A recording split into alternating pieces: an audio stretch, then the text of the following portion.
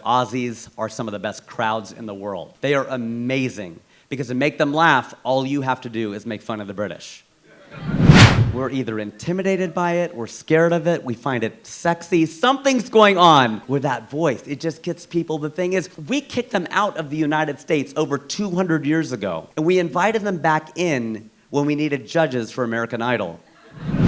So I book a bar gig in Brisbane. My dad's brother has lived in Brisbane with his family for over half a century. Go to Sydney, and I don't know if you've been to Australia or not, but Aussies are some of the best crowds in the world. They are amazing because to make them laugh, all you have to do is make fun of the British. They invaded 90% of the countries on the planet. You know that? At the time, it was 90% of the countries on the planet. And I always wondered, how did they do it? I remember asking a British friend of mine, we just celebrated July 4th, when's your Independence Day? He just stared at me until it hit me. Oh, that's right, you don't have one.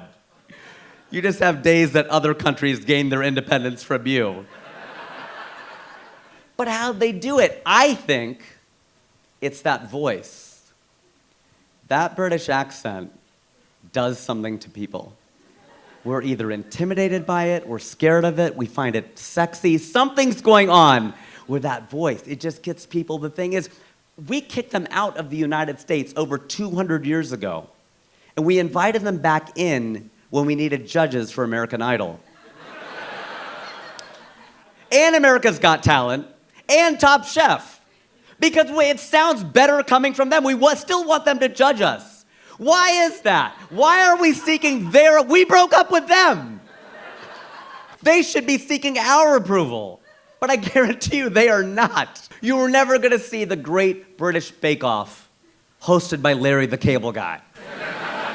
You can use the British voice to your advantage. If you ever need a late checkout from a hotel, use the British voice. Because Azhar and I were in Hyderabad, and we've been talking and solving the world's problems till 6 in the morning. We realized we need a late checkout.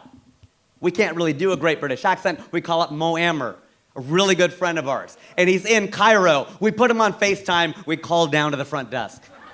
He can do a spot on British accent. I can't. I'm an Indian guy doing an impression of a Palestinian guy doing an impression of a British guy. So Polaroid in the sun, okay? It's not gonna be quite as good, but he goes, cheerio, could you just be a dear? And do you mind giving us, our flight got rerouted through Spain? Is there any way maybe you can give us like a 4 p.m. checkout?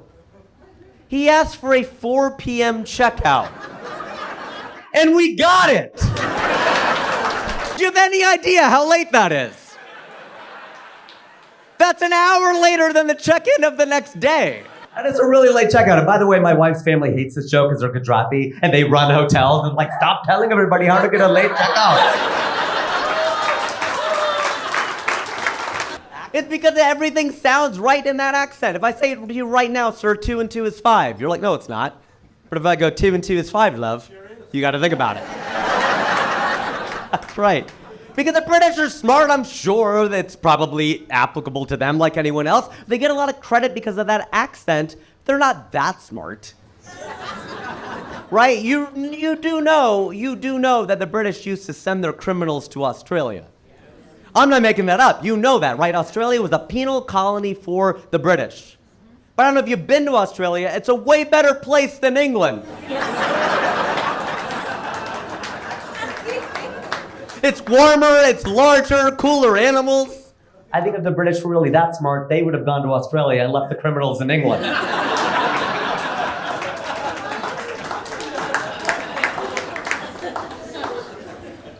So true. Needless to say, the Aussies ate that up.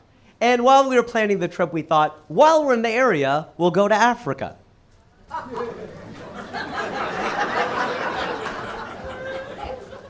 Clearly, we went to U.S. public school.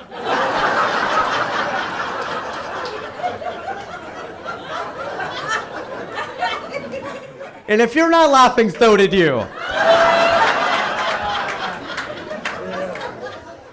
Because Africa is nowhere near Australia. We found this out the hard way. We're like Southern Hemisphere. How far could it be? Really, really far. I got news for you. The Southern Hemisphere is just as big as the Northern Hemisphere. 18 hours later, After connecting through Singapore, we land in Johannesburg. And we loved South Africa because my wife's mom was born in South Africa. In fact, we have a lot of family down there, and we loved it. We loved everything about South Africa, except for the name. They sort of gave up when they named the place, didn't they? What direction is it? South. What continent? Africa. Done. We're not going to put any more thought into this at all. Then again, we do the same thing here in the United States. We have stores here called mailboxes, etc. Linens and things. Bed Bath Beyond. What's the etc.? What things? Anything could be in that Beyond section. What's in it? We flew home through Paris, so that was Europe for us. And the French, being the French, insisted that every comedian on the lineup at this bar gig do at least one joke in French. I've not taken French since college. Does anyone here know what the word is for now in French? Wow, look at this, very cultured audience. Literary and cultured, I love this. That's right, maintenant. Maintenant. 3 syllables, that's a long word for now. By the time you get finished saying maintenant, it's no longer maintenant.